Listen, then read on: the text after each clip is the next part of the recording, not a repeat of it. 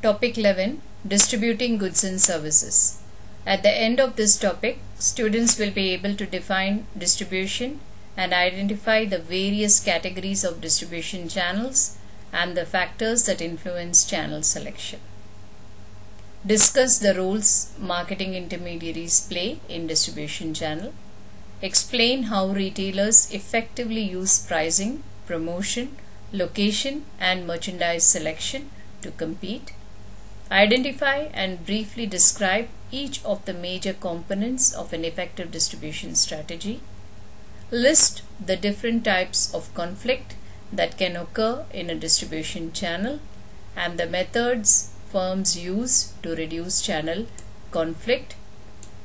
Describe the importance of logistics in controlling the supply chain and explain how the components of a physical distribution system work together to reduce costs and meet customer service standards.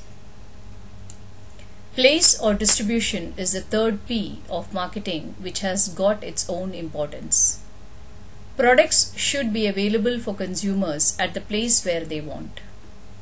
When this physical distribution is not made from the point of production to the point of consumption, the products will automatically lose their demand. Also, products should be available at the time it is wanted, otherwise it may be rejected or postponed by consumers. Distribution can also help in price stability when products are moved from where they are in surplus to places of short supply. Intermediaries or middlemen help in the channel of distribution, as not always the producer alone can have direct contact with his customers. Some products like convenience goods have to be sold and made available as close as possible to consumers, and role of middlemen is felt more under such circumstances. Actual physical distribution goes through various processes until it reaches the final consumer. Warehousing, transportation and insurance are allied services which may facilitate and complete the distribution process. Distribution is a process of moving goods and services from the producer to the buyer. The channel is the path through which the products and the legal ownership of them flow from the producer to the final consumer. A marketing intermediary is a channel member, either a wholesaler or a retailer, that moves goods between the producer and the consumer or the business user. Retailer is a channel member that sells goods and services to individuals for their own use rather than for resale. Wholesaling intermediaries are channel members that sell goods primarily to retailers or other wholesalers or business users. The different types of distribution channels, if you take a direct distribution channel that moves goods directly from the producer to the ultimate consumer. It is the shortest and the simplest means of connecting producer and the consumer, and the advantages when especially the market is relatively expensive and the goods are complex in nature and which requires demonstration. Most commonly used channels using intermediaries are the producer to retailer to consumer, producer to wholesaler to retailer to consumer, producer to wholesaler to retailer to consumer, producer to wholesaler to business user. Selecting a distribution channel. It depends on many factors. The first factor is the market factor. The market size, the order size, the frequency type of buyers decide. The product factors depends on the perishability, the product cost, the product complexity, the product purchase requirements. The producer factors is based on management, financial and marketing resource, size of current product line, control of distribution channel. The competitive factors is the availability of independent intermediaries with ability and willingness to perform marketing functions. What are the roles of marketing intermediaries in the distribution channels? They provide many services. The first one is creating utility. They add utility to the distribution chain by smoothing the distribution process. They help ensure that products are available for sale when and where the customers want to purchase them. They simplify exchanges of ownership required to complete the transaction. Providing service. Intermediaries often specialize in certain functions, so they can perform these activities more efficiently than producers or the final customers. The services can be buying and selling, transporting, storing, risk-taking, financing, and providing market information. They also reduce cost. By representing numerous producers, a marketing intermediary actually cuts the cost by buying and selling. If they buy in large quantities, intermediaries may qualify for quantity discounts, which can allow them to pass along cost savings to the customers. There are certain strategies which retailers adopt in their functions. The first one will be to identify a target market. The first step, and it has a careful evaluation of the size, the profit potential, and the chosen market segment, and the current level of competition for the business. Then comes the product strategy, determining the best mix of merchandise to carry to satisfy the target market retailers, decide on general product categories, product lines, and variety. Customer service strategy. Some stores offer customers a wide variety of services such as gift wrapping, alterations, return privilege, interior design service, and delivery. Less obvious services include making shopping easy, fast, and convenient. Alternative is to offer only bare bones services and stressing low prices instead. Pricing strategy, which is based on costs and services offered to customers. Pricing can play a major role in consumer perception of a retailer. Pricing strategy must support the firm's overall marketing objectives and policies. Location strategy. It can make the difference between success and failure and depends on the retailer's size, financial resource, product offerings, competition, and target market.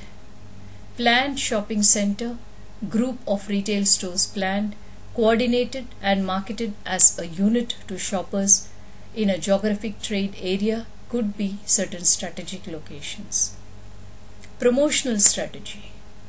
Advertisements and other promotions developed to both stimulate demand and provide information. Store personnel can also play a key or a vital role in a retailer's promotional strategy. Store atmosphere. The physical characteristics of a store and its amenities influences consumer perceptions. It begins with the store's exterior. Interior elements include layout, merchandise, presentation, lighting, color, sound, and cleanliness. The major components of an effective distribution strategy, if you look at: selection of a specific distribution channel.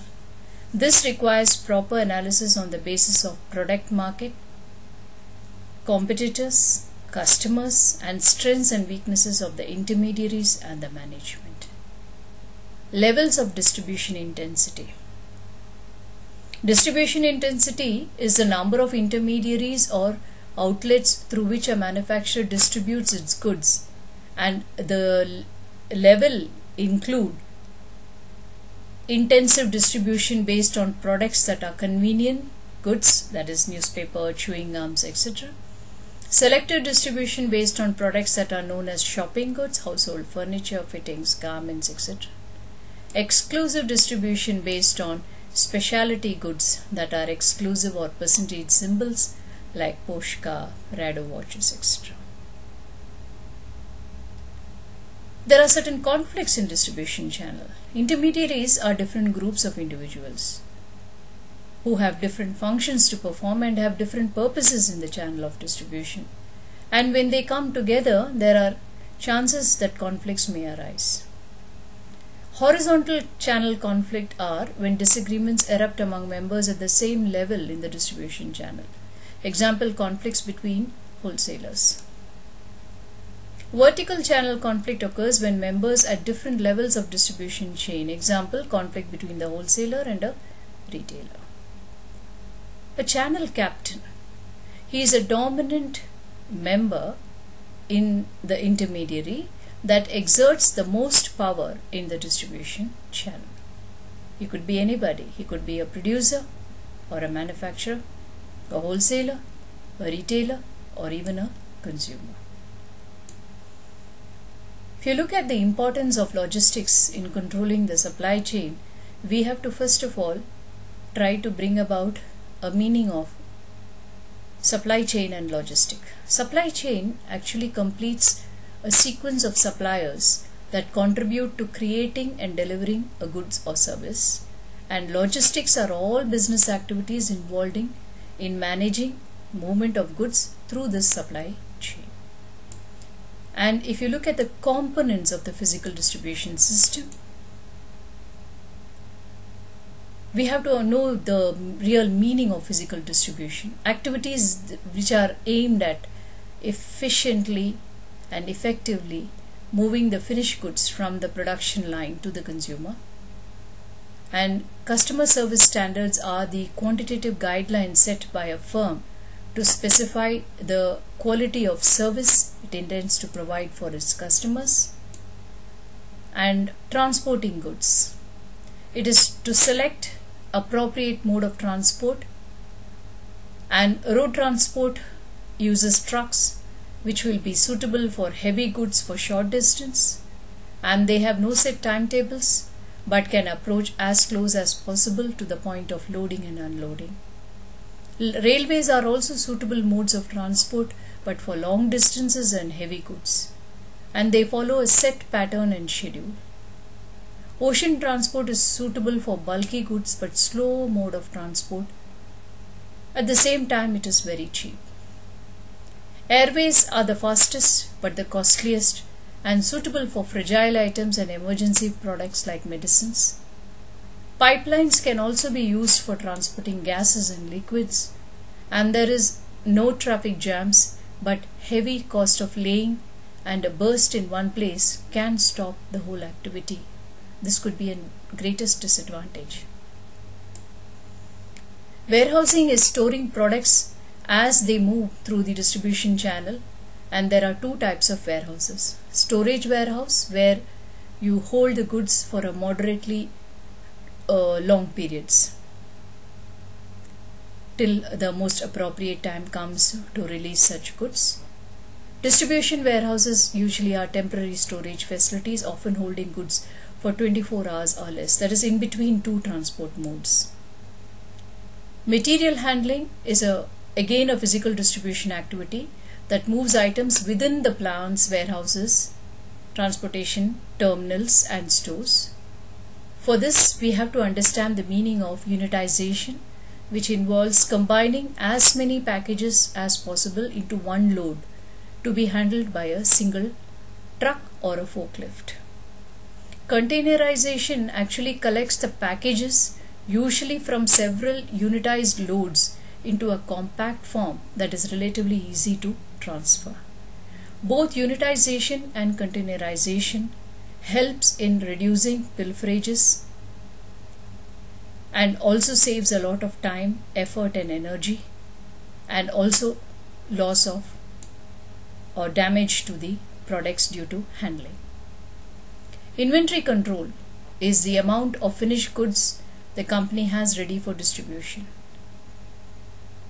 and it involves balancing the priority of limiting costs of holding stocks with that of meeting customer demand.